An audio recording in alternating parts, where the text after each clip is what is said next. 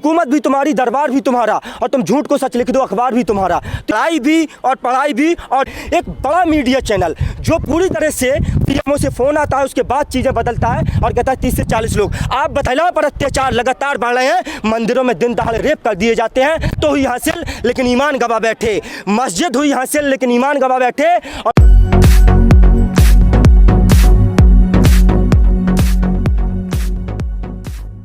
बता दूं आपसे कि इस आंदोलन को जो है आज पूरे 100 दिन हो गए हैं।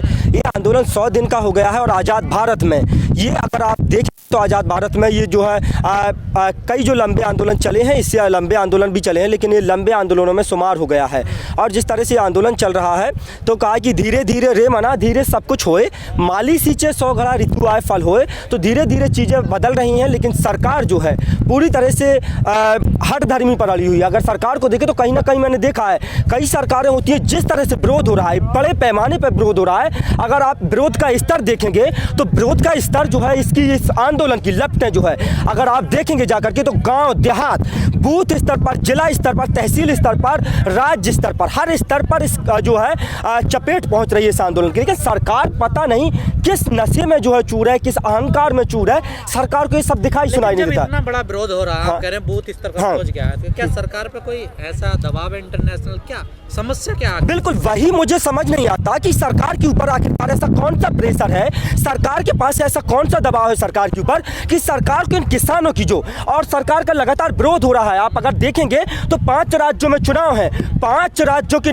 नतीजे जो है किस तरह जो है किस करवट लेंगे और कैसे जो नतीजे आएंगे, उनको देखकर भी ये सरकार जो है चिंतित नहीं है, बिल्कुल भी चिंतित दिखाई नहीं दे रही है। ये सरकार जहां किसान जो है 100 दिनों से दिल्ली गाजीपुर बॉर्डर, टिकरी बॉर्डर, चिल्ला बॉर्डर, कुंडली बॉर्डर, शाहजहांपुर बॉर्डर और सिंघू बॉर्डर, हर बॉर्डर पर किसान आंदोलन कर रहे हैं। लेकिन के हाथ से बात निकल गई है बिल्कुल। मुझे यही तो समझ में नहीं आता कि सरकार जो है क्या आखिरकार अंबानी अडानी का प्रेशर है, पूंजीपतियों का प्रेशर है?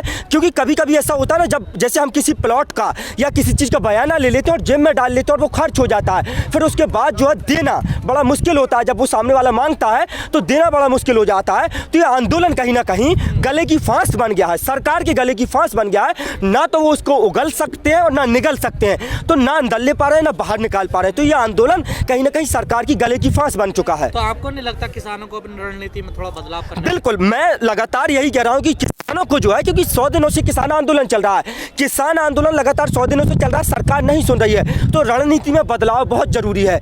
जो दौर चल रहा है कहा उस दौर से बोलो, और एक बहरों का इलाका है जरा जोर से बोलो, तो चीज़ें बदलनी चाहिए। किसानों को भी रणनीति में बदलाव करना चाहिए। जिस लहजे में सरकार सुने, जिस लहजे में सरकार सुने उस लहजे में सुनाना चाहिए। हमने आपने देखा होगा किसान ट्रैक्टर परेड निकाली, उसके बाद चक्का जाम किया, उसके बाद आपने देखा होगा कि और आंदोलन किए, और अब जो है तमाम, और मैं कहता हूं कि एक दिन जो है संपूर्ण पूरे देश में जो है 1 दिन या 2 दिन जिस तरह से चक्का जाम किया जाना चाहिए, दूध की सब्जियों की सप्लाई जो है पूरी देश की राजधानी में जो है बंद कर दी जानी चाहिए।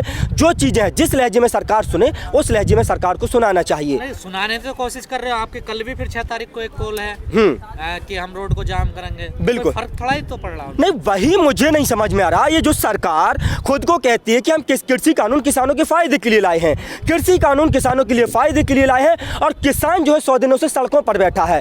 किसानों को इतिहास जो है आप उठा करके देख लीजिए, आजाद भारत में पहली बार ऐसा हो रहा है। इससे पहले जो आंदोलन होते थे वो मतलब कानूनों को लेने के लिए होते थे, मांगों को लेकर के होते थे कि उन्हें कुछ चाहिए होता था तो सरकार से मांगते थे। लेकिन आप देखिए इतिहास में आजाद भारत में पहली बार कोई ऐसा आंदोलन हो रहा है जो ना लेने के लिए हो रहा है। सरकार से कह रहे हैं कि आप हमें मत दीजिए, सरकार लेकिन कह रही है नहीं हम तो देंगे आपको, ये आपके कृषि कानून किसानों के फायदे का सौदा है। तो पहली बार किसान जिसको नहीं मांग रहा, लगातार जो है सरकार जबरदस्ती थमाना चाह रही है। सरकार को मुझे इस बात से, जिस तरह जो है सरकार इन कृषि कानूनों को देना चाहती है, सरकार की नीयत, मंशा और मकसद जो है इसके पीछे का स्पष्ट हो जाता है कि सरकार किसानों के जरिए जो है कहीं ना कहीं अपने पूंजीपति मित्रों का फायदा चाहती है। सरकार किसानों का फायदा नहीं चाहती। अगर किसानों का सरकार फायदा चाह रही होती तो ये सरकार जो है कृषि कानूनों को अभी तक वापस ले लिए होती, क्योंकि किसान नहीं कह रहे हैं, नहीं चाहते हैं किसान, तो आपको वापस ले लेना चाहिए। क्या दिक्कत है, कहाँ दिक्कत है? इमरान जैसे भीड़ कम हो रही है बॉर्डरों पर, इस भीड़ को बनाए रखने के लिए भी क्या करना चाहिए किसी को? बिल्कुल, देखिए भीड़ जो है लगातार, उसमें तो तमाम मीडिया चैनल भी हमारी भूमिका निभाते हैं। तमाम मेन स्ट्रीम मीडिया है, लगातार जब वो मीडिया चैनल दिखाते हैं कि भीड़ 40 से 50, उसके बाद हमारे जो लोग हैं गांव में हैं उनको पता चलता है, वो लोग आ जाते हैं। और जिस तरह से मैं आपको बता दूं, पश्चिमी उत्तर प्रदेश गन्ना बेल्ट है। मैं जिस इलाके से आता हूं, बुंदेलखंड से आता हूं, उत्तर प्रदेश का सबसे पिछड़ा इलाका है। वहाँ पर बुंदेलखंड में, एमपी और मध्य प्रदेश में रबी की जो फसल है, जो मुख्तलिफ फसलें हैं, गेहूँ है, चना है, मसूर है और जो दलहनी फसलें हैं, वहाँ पर अभी जो कटाई चल रही है। तो लोग वहाँ पर व्यस्त है, वहाँ से भी लोग आ रहे हैं। आना जाना रूटीन जो है लगातार लोगों का बना हुआ है, लोग जाते हैं। सरकार फायदा उठा लेगी ना? हाँ, सरकार बिल्कुल, सरकार पूरी तरह से दमनकारी सरकार है जिस तरह से सरकार जो है। लेकिन सरकार अभी कहीं ना कहीं इस आंदोलन से डरी हुई है, क्योंकि चुनाव में व्यस्त है सरकार को अभी चुनाव भी दिख रहे हैं। सरकार को लग रहा है अगर हम इस आंदोलन को कुचलने का प्रयास करते हैं और आंदोलन को कुचला जाता है तो ये आंदोलन बड़ा रूप ले लेगा। सरकार को यह भी पता है, सरकार इसी वजह से कुचलने नहीं चाह रही है। सरकार तो चाहती 2 दिन में इस आंदोलन को कुचल देती। 28 को जो हुआ तो सरकार कर सकती थी, क्योंकि कहा है कि हुकूमत भी तुम्हारी, दरबार भी तुम्हारा, और तुम झूठ को सच लिख दो, अखबार भी तुम्हारा। तो सरकार जो है, सत्ता हुकूमत में जो बैठी है, चाहती आंदोलन को कुचल देती और उसके बाद मातम मना लेती। तो कहा इस दौरी सियासत का बस इतना सा फसाना है, बस्ती भी जलानी है और मातम भी मनाना है, और बस्ती जला देती, मातम मना लेती। ये पुरानी लगातार भारतीय जनता पार्टी यही काम करती आई है, लेकिन डरी हुई है क्योंकि 5 राज्यों में चुनाव है। 5 राज्यों में चुनाव अगर ये कुछ करते हैं तो पूरे देश का किसान मजदूर जो है आज एक राह पर आ गया है, ये एक मंच पर आकर के खड़ा हो गया है। ये आंदोलन आप जाटों का आंदोलन नहीं कह सकते इसको, आप इन्हें सिखों का आंदोलन नहीं कह सकते,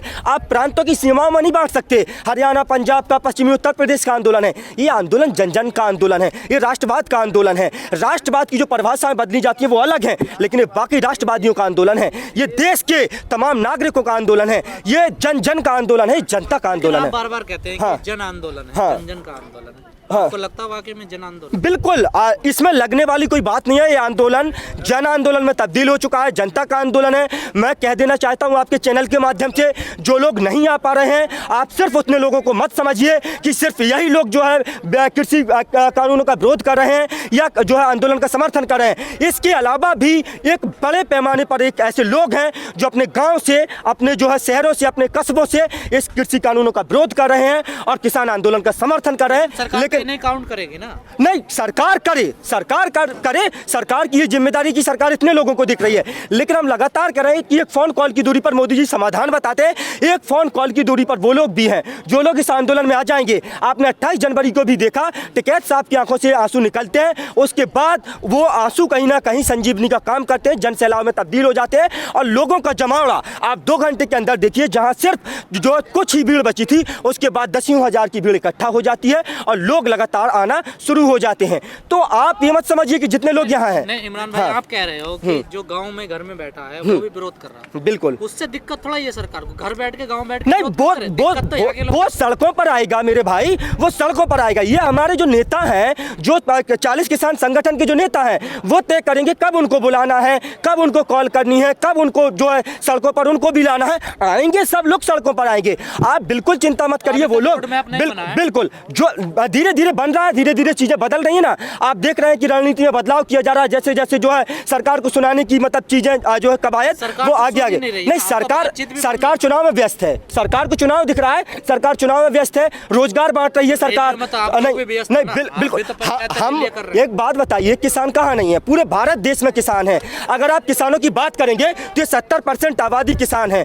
आपके 90 करोड़ देश में किसान है, 85% हिस्सा ऐसा है जो 5% से जो कम एकड़ वाले जो किसान हैं, और 70% किसान है जो 2 एकड़ से कम वाले किसान हैं। छोटे किसान हैं, उनको अपने घर को भी देखना है, परिवार को भी देखना है, वो घर परिवार भी देखेंगे, उसके बाद आंदोलन भी देखना है। तो लड़ाई भी और पढ़ाई भी और साथ साथ जो और चीज़ें भी उनको करनी है, तो परिवार भी चलाना है और ये लड़ाई भी लड़नी है। तो तमाम लोग जो है लगातार इस आंदोलन में शरीक हो रहे हैं, लोग आ रहे हैं। तो आप ये नहीं तोल सकते कि सिर्फ इतना ही आंदोलन है जो सिर्फ यहाँ पर लोग हैं। लगातार जो मीडिया है, मैं बता रहा हूँ, मेन स्ट्रीम मीडिया लगातार जिस तरह से तमाम चीज़ों को दिखा रहा है, एक प्रोपोगेंडा सेट किया जाता है, एक नैरेटिव सेट किया जाता है। मीडिया, मेन स्ट्रीम मीडिया इस तरह से दिखा रहा है कि लोग जा रहे हैं, 30 से 40 लोगों की संख्या बताई जाती है। एक बड़ा मीडिया चैनल जो पूरी तरह से पीएमओ से फ़ोन आता है, उसके बाद चीज़ें बदलता है और कहता है 30 से 40 लोग। आप बताइए, आप दिखाइए यहाँ पर सिर्फ 30-40 लोग आपको दिखाई दे रहे हैं।